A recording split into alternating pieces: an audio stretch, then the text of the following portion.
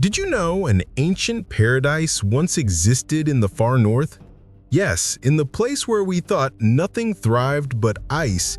Its name was Hyperborea. Not only did this paradise exist, but there is a good chance that its inhabitants were part of the ancient civilizations that birthed humans. What was Hyperborea like? Who are the Hyperborean people? More importantly, what happened to them? We'll find out together in this new episode of The Midnight History. Welcome. What if the Arctic wasn't always a frozen wasteland? What if hidden beneath the endless sheets of ice once thrived a civilization so advanced that the Greeks described it as a paradise beyond the north wind? They called it Hyperborea. This was a land of eternal sunlight, a place where winters never came and people lived free of sickness and war. To the Greeks, it wasn't fantasy. For centuries, scholars dismissed these tales as mere myth. Hyperborea was tagged as a poetic exaggeration from a culture obsessed with divine ideals. But here's the problem. Modern science has uncovered evidence that the Arctic wasn't always icy. Geological studies show that during the Holocene warm periods, the poles were temperate. That is, they were lush, green, and even habitable. So let's dig into it. Was Hyperborea just an imagination or a distorted memory of a lost age? If civilizations like Egypt and Sumer preserved fragments of Atlantis in their myths, could the Greeks have preserved Hyperborea in theirs? It would interest you to know this. The Hyperborea studies don't just suggest fertile lands, it also talks of beings unlike any others. People who were tall, radiant, and long-lived. What's more, they wielded technologies that could go as far as harnessing consciousness itself. A people who lived not by the grind of survival, but in harmony with celestial laws. But if they truly existed, what happened to them? To the Greeks, Hyperborea wasn't some far-off dream. It was a geographic reality. The name itself means beyond Boreas, the god of the north wind. This means it was a land north of Thrace, beyond the icy blasts of winter. But here's the twist. In Hyperborea, the sun never sets. This led ancient poets like Pindar to describe it as a paradise where night itself seemed banished. How could they imagine such a thing? Modern science gives us a clue. Above the Arctic Circle, there are months when the sun truly doesn't set. To Mediterranean cultures, this must have sounded like magic. But to the Greeks, it was proof that a real people lived there. People so blessed to have existed in what seemed like the very threshold between earth and heaven. But this threshold was inaccessible. Ancient philosopher Near once wrote, "Neither by sea nor by land can you find the road to the Hyperboreans." At first glance, it does look poetic, but historians argue that his lines reflected a mystery, especially when historians learned that travelers could go north, but something always stopped them. Sometimes it was impossible mountains, other times it was a dangerous storm. Yet fragments of testimony claimed some had reached it. Diodorus Siculus spoke of a magnificent island the size of Sicily, located far in the north, rich with fertile fields and temples of incredible size. Pilgrims, he said, traveled there in honor of Apollo, whose worship was central to the Hyperboreans. Think about it. If this is a myth, why describe geography so precisely? Why insist on temples, rituals, and pilgrimages if it were just an allegory? The Greek historians seem to know that Hyperborea was real. The question was not whether it existed, but why it was hidden. What truly set Hyperborea apart wasn't just its geography. The people are worthy of discussion. Ancient texts describe the Hyperboreans as tall, radiant, and ageless people who lived in perfect harmony with nature. They knew no war, no disease, or decay. Ancient Greek poet Pindar wrote that their lives were spent in songs, dances, and sacrifices to the gods. To modern ears, this sounds unreal. How could their lives be so happy and simple? But in reality, Not only were they happy northerners, they represented a higher state of being, that is, humans before the fall, who were untouched by corruption. If this is true, then Hyperborea isn't just a myth. Hyperborea is our forgotten beginning. Let's talk about the Hyperboreans for a minute. Who were these radiant people that historians and poets could not stop describing? Ancient Greek writers painted the Hyperboreans as no ordinary humans. Starting with Herodotus, an ancient Greek historian.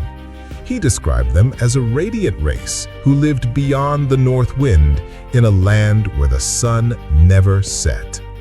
How about Pindar? He spoke of them as deathless, untouched by disease or old age. Unlike mortal men, their lives stretched for centuries.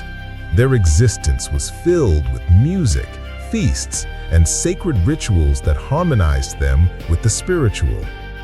On the subject of looks, the Hyperboreans were said to be tall, fair, and luminous. Yes, they glowed with such vitality. But that's not all. They lived for as long as 1,000 years. Can you believe that? This begs the question, could the Hyperboreans have unlocked secrets of human lifespan that science is only now rediscovering? The mystery of the Hyperboreans does not end with their age. These people weren't just admired by men, they were also beloved by gods. Here is something to help you believe. Greek mythology says that Apollo, the god of light, music, and prophecy, visited Hyperborea every 19 years. Upon his visit, it was said that he rejuvenated, feasted, and communed with his chosen people. Unlike humans elsewhere, the Hyperboreans did not worship in fear. Instead, they interacted with the divine as equals. Hyperboreans usually sent sacred offerings to Delhi, carried by swans or maidens. This bridged their Arctic homeland with the religious heart of Greece. Seeing Apollo's devotion raises a striking question. Why would one of the chief Olympian gods prefer the company of this hidden northern race over the Greeks themselves? Is there more to the Hyperboreans than we know? Perhaps the answers we seek lie in comparison to other ancient traditions. The thing is, the Hyperboreans don't stand alone in ancient memory. Across Indo-European traditions, tidbits of their story appear again and again. Vedic texts speak of the Uttarakuru, a northern land of radiant beings. Norse sagas describe Asgard and the shining gods in the far north. Even Persian myths tell of Arianavena, the original Aryan homeland in a frozen northern zone. What unites these myths is the image of a luminous race, tall, longevate, and guardians of higher wisdom. What if they are all cultural pieces pointing back to Hyperborea? The odds are alarming. Every Greek schoolboy learned that Apollo, the god of light, music, and prophecy, didn't stay in Delphi year-round. He left each winter and traveled north to Hyperborea, his true homeland. There, among the radiant people, Apollo was rejuvenated. Think about this. Even the god of light, whose temple at Delphi shaped Greek identity, drew his power not from Olympus, but from a civilization beyond the north wind. These were real rituals tied to geography, suggesting the Greeks knew there was a powerful cult far beyond their borders. But more than a mere ancient cult, Hyperborea had more. Diodorus Siculus wrote that in Hyperborea there was a temple of Apollo larger than anything Greece had ever seen. Diodorus spoke about it in his work Biblia Theaeca Historica. He described the temple as spherical, aligning with celestial movements. This echoed what we'd later find in Stonehenge and even the great solar temples of Egypt. How could separate cultures thousands of miles apart build temples that seem to follow the same design principles? One explanation, they shared a common teacher. Could Hyperborea have been that origin point?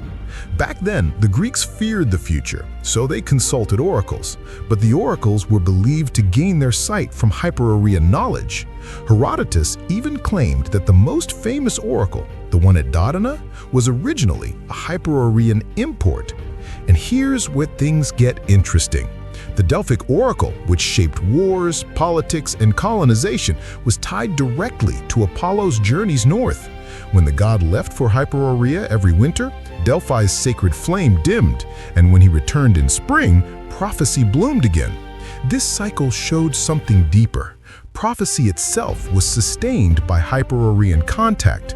Without them, the gods grew silent, and perhaps without them, Greece would have gone blind about the future. This discovery makes us wonder, were the Hyperboreans just mythical northerners, or were they the hidden teachers behind the very religion of classical Greece? Not only is Hyperborea regarded as the special ingredient behind Greece's religion, but the civilization has also been discovered to house unimaginable technology. In ancient texts, Hyperborea wasn't just a frozen wasteland, it was a radiant realm powered by crystals. Their cities had towering quartz spires that pulsed with harmonic frequencies. Most of all, they channeled Earth's natural energy fields. These weren't simple decorations. The Hyperboreans mastered piezoelectric technology. We are talking about the tech that uses pressure within massive crystals to generate power. Imagine cities lit not by fire, but by vibratory resonance. Also, in this civilization, they achieved healing through sound and crystal harmonics, tuning the human body like a living instrument. There was nothing like the adverse reactions that come from using orthodox medicines. Even today, the Arctic remains wrapped in mystery. Satellite readings reveal magnetic irregularities. On a closer look, you'll find areas where compasses spin wildly and electromagnetic fields surge far beyond natural expectations. Some scientists chalk it up to shifting poles, but counter-researchers argue something else. What if remnants of Hyperborean technology were buried beneath the ice? How about the popular machines of the North that stabilized the climate and balanced Earth's magnetism? In today's world, we call these things anomalies. But what if these anomalies are the silent echoes from Hyperborea still resonating millennia after the fall? Explorers have reported strange auroras appearing with no solar activity, as though the sky itself was responding to something below. If Hyperborea truly tapped into Earth's magnetic grid, then the anomalies aren't just geological quirks, they're fingerprints of a forgotten energy network. And if that's true, then the frozen North may be less dead than we think. Perhaps the ice hides a sleeping system waiting to be rediscovered. What makes the Hyperborean puzzle even stranger is its uncanny resemblance to Atlantis. Both civilizations are said to have built cities aligned with energy lines, powered by crystals and stabilized by Earth's magnetic field. In Plato's dialogues, Atlanteans used fire from the Earth channeled through crystalline structures. Ancient texts describe Hyperboreans doing the same, only with greater refinement. Some researchers suggest the two were not separate at all, but twin outposts of the same global civilization. The fall of Atlantis through flood and the freezing of Hyperborea through pole shifts may have been one great disaster recorded differently in myth. If so, then the crystal grids and other forgotten technology beneath the Arctic ice are chapters of the same lost story. A story where humanity once lived in resonance with the planet itself. In Hyperborea, words were almost unnecessary. Communication happened mind to mind. Can you believe that?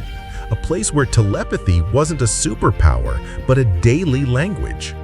Greek accounts describe the Hyperboreans as beings of purity and clarity, living without lies or deceit. How can lies thrive when your very thoughts can be heard? Deceit becomes impossible. But here's the striking part. Modern research into brainwave synchronization and quantum entanglement suggests such communication might not be fantasy. Studies show minds can align and even emotions can be felt across distances. Could Hyperborea have mastered what science now calls psi phenomena? Imagine a world where every intention was transparent, where harmony wasn't enforced by law, but by consciousness itself. What if their peace was not necessarily a cultural choice, but a mental thing? It does not end here. To the Hyperboreans, reality wasn't limited to flesh. Ancient traditions described them as astral voyagers who were able to leave their bodies and explore the earth and beyond. They weren't bound by the laws of gravity or distance. Think of shamans who enter trances, Tibetan monks practicing dream yoga, or the Egyptian bar soul that traveled after death. Now imagine an entire civilization living with that ability, mapping the stars constantly. If their explorers traveled astrally, maybe that's why so many ancient maps show impossible accuracy. For example, Antarctica's coastline beneath the ice. Were those maps drawn by ships or by minds? This just shows us that what science dismisses as hallucination might have once been a tool of navigation. When you weigh the odds, the description mirrors other sacred geometries across the world. For example, the pyramids of Giza align with Orion, and even Teotihuacan mirrors the layout of the Milky Way. Could these distant cultures all be inheriting a single Hyperborean blueprint? It gets more interesting. The architecture of Hyperborea was said to have glowed with an unearthly brilliance. Temples were carved from crystalline stone that conducted energy. Imagine entire cities designed like tuning forks to match Earth's magnetic field. And when you look at modern architecture, you see shadows of this in structures that defy explanation. We're talking Baalbek's massive foundation stones, Machu Picchu's earthquake-proofed walls, or Göbekli Tepe's aligned pillars from 12,000 years ago. These sites all show similar geometry, but the marvels of Hyperborea transcend their physical architecture. Did you know that Hyperborea had sacred sites that acted as gateways between worlds? Yes. Temples were deliberately placed on geomagnetic hotspots, that is, points where Earth's magnetic energy is strongest. Modern science may call them anomalies, but the ancients treated them as portals. Across cultures, the same pattern emerges. For example, Delphi's oracle built above a fissure, or Mesoamerican pyramids at magnetic nodes, or even Tibetan monasteries on ley line crossings. Makes us wonder if these uncanny resemblances are footprints of Hyperborean knowledge passed down through generations. It might interest you to discover that the architectural principles aren't the only secrets handed down by the Hyperboreans. There is more to say regarding their spirituality. What was the spiritual society of Hyperborea like? Let's start from here. Greek historians described Hyperborea as a land of never-ending sunlight, where days flowed into each other without darkness. At first glance, this sounds impossible, but in the far north, during certain periods, the sun never sets. To ancient travelers, this must have felt like stepping into a divine realm.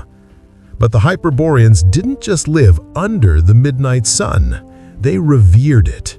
Their festivals were said to last months. They did this to match the celestial cycles. Some scholars even suggest their entire calendar revolved around solar rhythms, blending astronomy with spirituality. Imagine living in a society where time itself wasn't dictated by clocks, but by the living cosmos. Could this explain why Hyperboreans were seen as closer to the gods? Perhaps they weren't worshippers of the sun, but partners in its energy. A crazy thought in itself. Even crazier is this thought. Was their connection to light the key to their long lifespans? In addition, the kind of peace experienced by the Hyperboreans is too surreal. Ancient texts insist the Hyperboreans lived in a world without disease, aging, or war. They were described as a people of peace, untouched by the violence that consumed other civilizations. But how could such a society exist? Perhaps their advanced technology eliminated scarcity, removing the root causes of conflict. Or perhaps their spiritual training suppressed ego-driven competition. In Greek accounts, the Hyperboreans not only avoid war, they actively radiated harmony, influencing surrounding nations. What was their source? Is this why Apollo, god of healing and prophecy, was said to spend his winters among them? A society without war sounds utopian, but what if it's only unthinkable because humanity forgot it once was possible? The most shocking declaration about the Hyperboreans is their extraordinary lifespan. Some accounts say they lived for hundreds of years, never aging as we do. Could this have been due to the environment alone? When you consider the clean air, crystal energy, and perfect diet, it seems like a good enough deal. Or was it their mastery of consciousness? Did it allow them to slow biological decay? Ancient mystics believed thought itself could extend life, and Hyperborea may have been the living proof.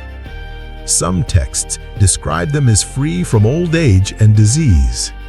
Their deaths only came when they chose to die, and their departures were celebrated as conscious transitions, not tragedies. Instead of fear, they embraced death as a gateway to higher dimensions. What if aging, as we know it, isn't natural at all, but a symptom of lost knowledge? The Greeks didn't imagine Hyperborea as a distant myth. Instead, they believed their own culture was shaped by it. Every year, they told of sacred offerings sent from Hyperborea to Delphi, the spiritual center of Greece. Like we stated before, Apollo himself was said to retreat to Hyperborea each winter. And since Apollo was an ancient Greek god, the nation had no choice but to acknowledge its solemn connection to Hyperborea. Imagine suddenly crumbling underneath ice. This is how Hyperborea ended. It is established that Hyperborea is a land of eternal spring. Nevertheless, geological evidence indicates rapid pole shifts that could have transformed warm climates into frozen wastelands almost overnight. Scientists now admit the poles have shifted before, altering weather and habitability on a global scale. This brings us to ask, what if Hyperborea's fall wasn't gradual but catastrophic? A swift flash freeze that buried cities under ice within days. Most likely, the mammoths of Siberia suggest exactly such an event. This is because they were discovered with undigested food in their stomachs. Could Hyperborea's people have faced the same fate? If so, their civilization didn't simply decline, it was erased in an instant. To the outside world, the exact cause of Hyperborea's disappearance is not known, but historians think otherwise. Aside from a sudden ice cataclysm, there are other possible factors. Across the ancient world, we know of a deluge. Some myths say it came in the form of great earthquakes and fire raining from the heavens. Plato even tied Atlantis' fall to violent floods. Could Hyperborea have met a similar end? In other books, some researchers connect Hyperborea's destruction to comet impacts or solar flares that destabilized Earth's climate. Ancient traditions align too. From the Norse Ragnarok, where fire and ice consumed the world, to Native American tales of sky stones that caused flooding. Since Hyperborea sat at Earth's magnetic crown, any cosmic event striking the poles would have devastated it first. Perhaps their mastery of Earth's energies couldn't shield them from the heavens. Was this punishment by the gods, or just the cruel result of heavenly cycles? But here's the twist. The legends don't say Hyperborea vanished entirely. They say its people migrated south. Legends from Greece to India describe luminous northern teachers bringing agriculture, astronomy, and spiritual law. Archaeology reveals sudden bursts of advanced knowledge appearing across Eurasia, and they are all too sudden to be a coincidence. So did Hyperborea truly die, or did it disperse to camouflage itself in the rise of later empires? Share your theories or questions in the comments, and if you enjoyed this video, leave us a like and subscribe to our channel for more. Keep your minds open, and until we meet again,